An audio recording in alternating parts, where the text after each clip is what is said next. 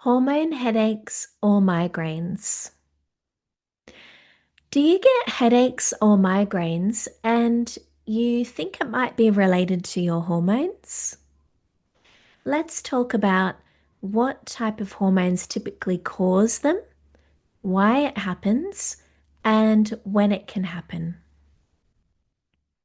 Hello, I am so thrilled to be here. My name is Michelle Cooke, period and hormone naturopath, natural fertility educator or menstrual cycle chart educator, and emotion release technique practitioner. I help women struggling with their menstrual cycle have easy, pain-free periods, balanced hormones, and emotional well-being. I'm the founder and director of Reproductive Wellness. I see patients both online and face to face. If you have any questions as we go, just make sure that you pop them in the box down below for me, and I'd be more than happy to answer them for you. Hormonal headaches or migraine overview. Headaches that are hormone related typically present as the tension type of headache. They can feel like a tight band around the head. They can often be heavy, throbbing. They can be a tightening or pressing feeling, particularly around the temples. Migraines related to hormone fluctuations are more severe and they do have symptoms associated along with that as well that also join the party, as if it isn't bad enough already. So there might be things like photophobia, so sensitivity to light. There can be phonophobia, which is sensitivity to noise, vomiting, and nausea. Some migraine sufferers can also experience aura. Some will, some won't.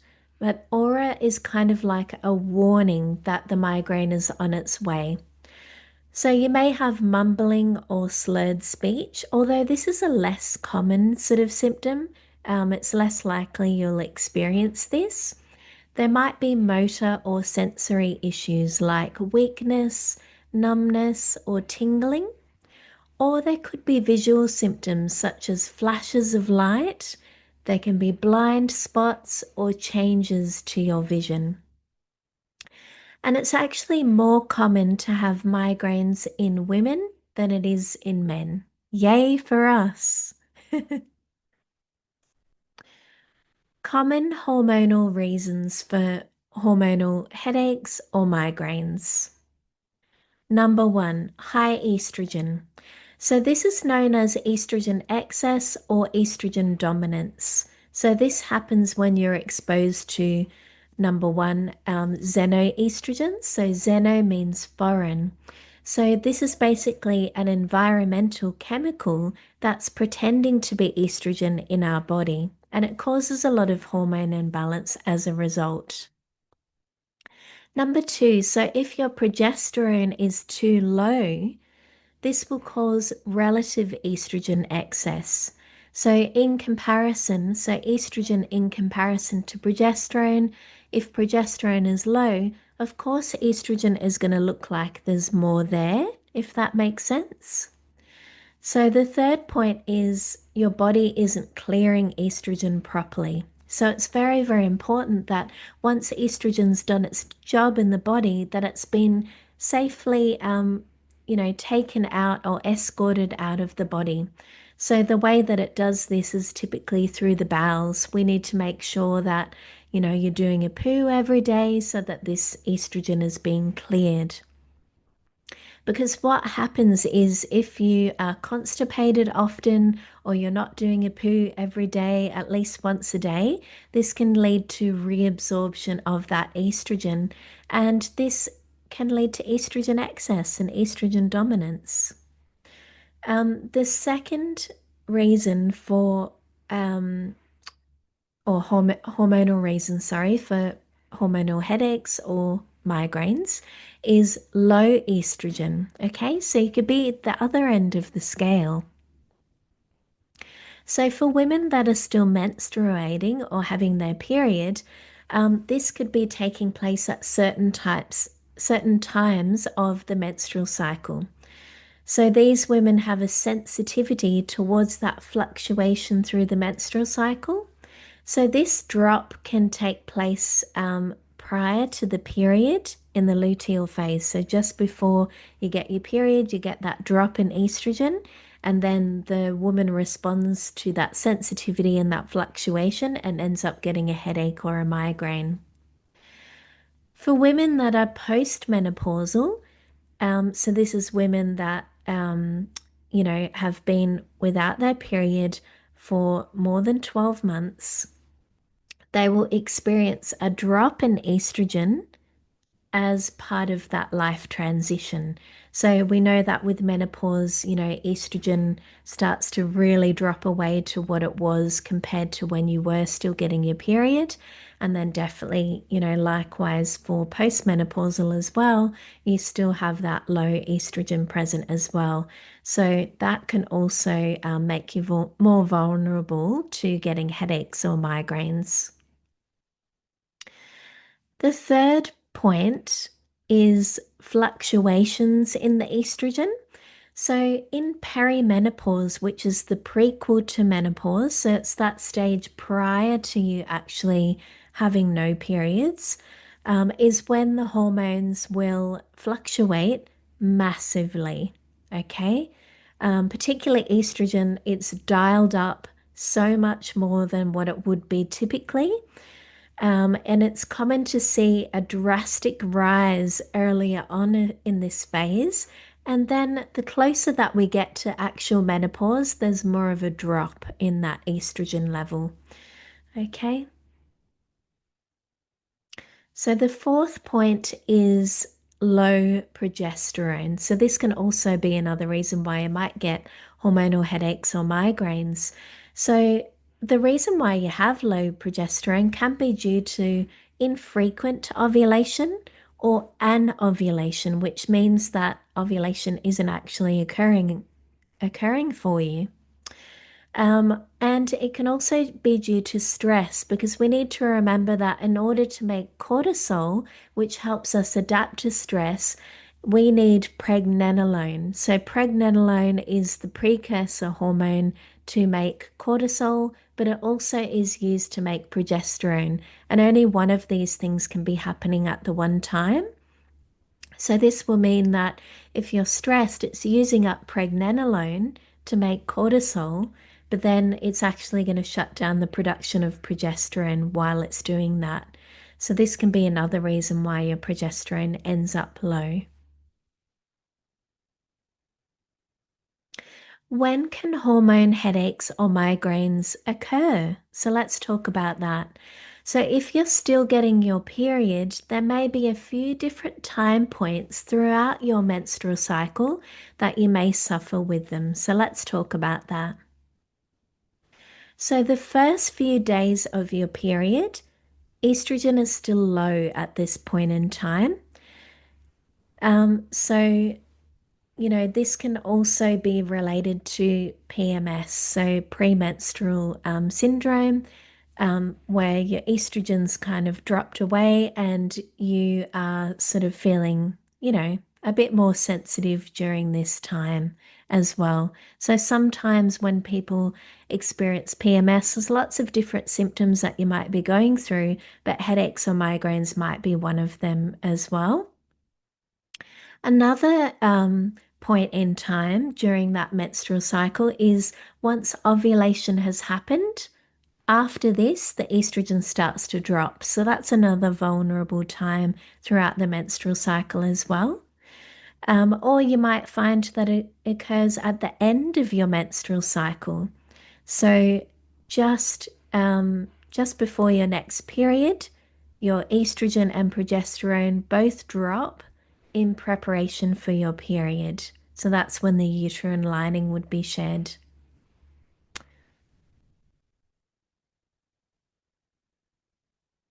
Okay, other times.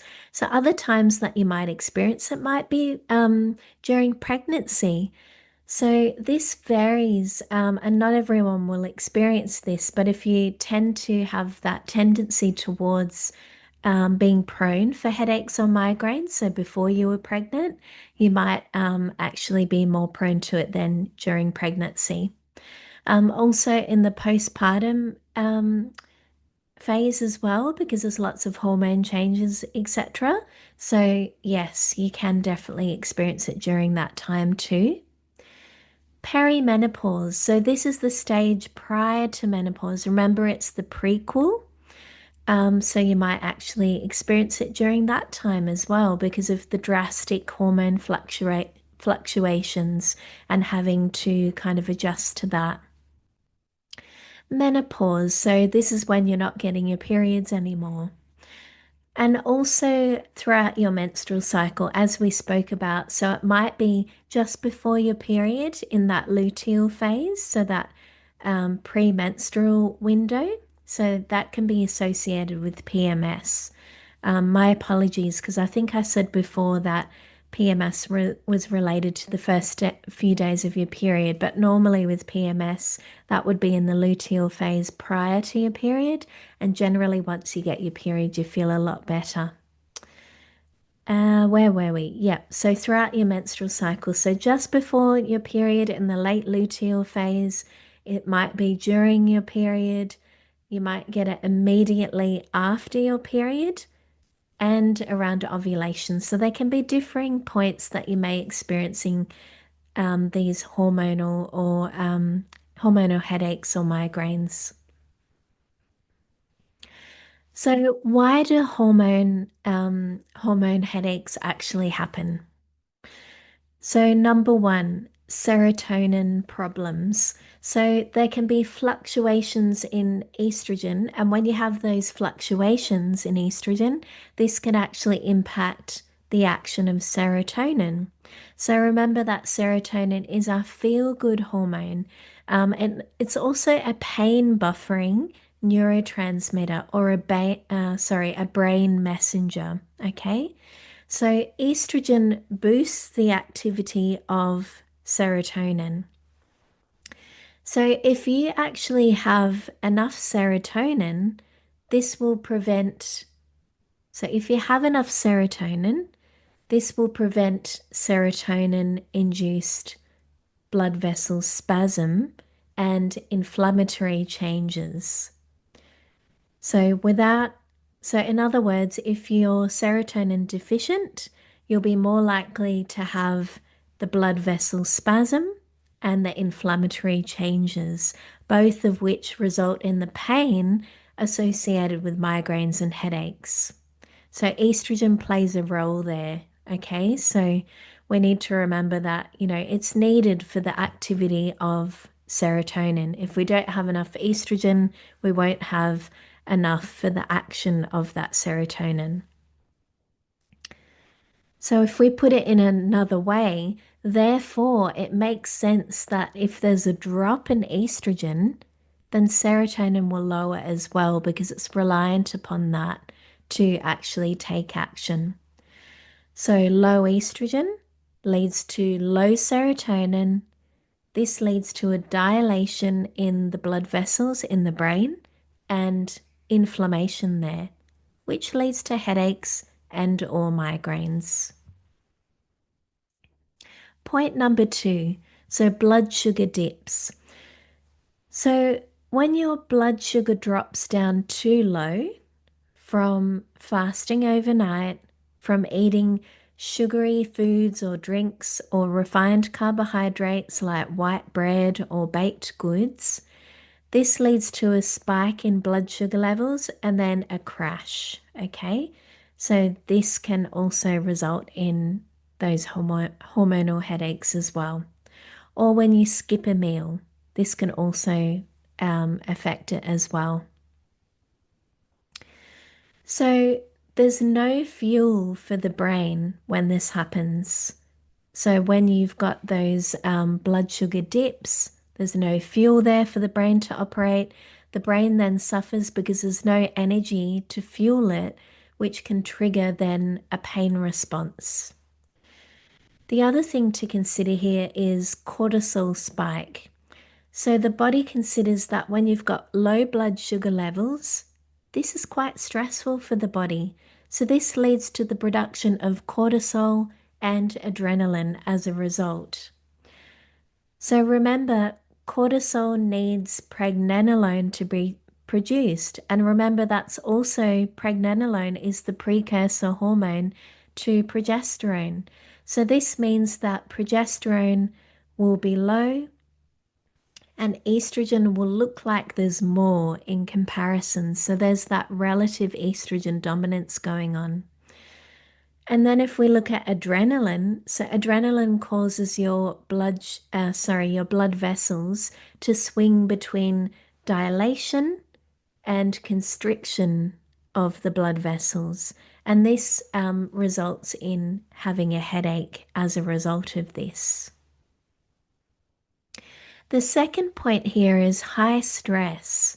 So if you're stressed, your body will prioritize your survival above making hormones like progesterone because from sort of a primal based aspect, it's not a safe time to reproduce. Even though that's probably not your intention, that's just sort of our primal instincts sort of kicking in there. So pregnenolone, as I mentioned, which is a precursor that's used to make progesterone, will be used to make cortisol instead to help you adapt to that stress. So this results in low progesterone. This low progesterone results in that relative estrogen dominance because remember, estrogen is going to look more compared to progesterone if it is low. And this results in headaches and migraines as well.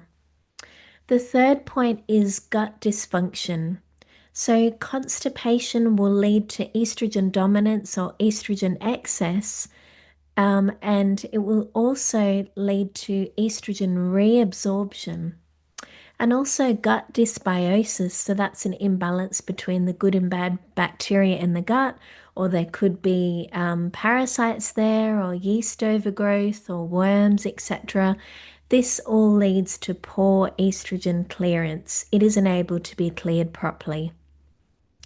So both of those scenarios, so the gut dysbiosis and the estrogen reabsorption in the gut, end up eventuating into estrogen dominance. And then this will actually lead to headaches and migraines. So, the treatment of hormonal headaches, this is a hard one to answer because, as we spoke about before, it depends, what life stage you're in. Are you still getting your period? Are you in perimenopause? Are you in menopause? Are you in postmenopause? Are you pregnant? What's actually going on in your life, and why you're getting those hormonal headaches. So treatment is very varied, and it also depends on, your situation. So are you really stressed? Is your estrogen in excess? Do you have low progesterone? Like what is happening for you specifically? And this will sort of give you an idea of what actually needs to be treated. So as I said, it depends what hormones are high or low, why you're presenting with that hormone imbalance, and addressing those causative factors. Because when you get to the causative factors, that's when you're really going to address the reason why you've got those headaches or migraines. And we need to remember that hormone imbalance is the end game. If you just treat the hormones, so if you go, oh, okay, my progesterone's low and my estrogen is high, or maybe my estrogen's high, or whatever it may be, if you just treat the hormones and what's happening with them, you won't fix it. You won't fix it just by treating the hormones. You need to establish why the hormones ended up that way in the first place. You need to think, well, why is my estrogen too high? Is it high because I'm exposed to environmental xenoestrogens, which are foreign toxins pretending to be estrogen? Or is it that I'm constipated a lot and I'm not doing a poo every day, so I'm reabsorbing that estrogen? Or am I really stressed? And as a result, I'm not producing enough progesterone because I'm not ovulating. It's being put on the back burner as a primal instinct of survival. So you need to get to the core of those things first before actually addressing and treating your hormonal headaches. So it's not it's not a straightforward answer. There's not sort of a one shoe fits everybody scenario. So yeah, that's all I wanted to talk about today in terms of hormonal headaches or migraines. So I hope that's really helped you understand why they might be happening for you. So, if you'd like support with your hormonal headaches or migraines, I would absolutely love to help you. So, if you're watching, go ahead and book an appointment. So, if you're watching on YouTube, there'll be a link in the description. If you're watching on my website blog, there'll be a button in this blog saying book now. So, go ahead and do that. And yeah, so basically, to get to the bottom of it and to help you understand why this is actually happening for you, that is something I can definitely help you with as a period and hormone naturopath. So, FYI, I will be uploading a video every single week talking about women's health, talking about periods, talking about menstrual cycles, and also talking about vaginal health as well and vaginal infections, etc. So make sure that you stay tuned for the next video. Thank you so much for watching. And if you're watching on my YouTube channel, be sure to like and subscribe the video and tap that bell icon so that you don't miss any future videos. And I will see you next week. Thank you so much for joining me. Have a good day or evening wherever you are. Thank you.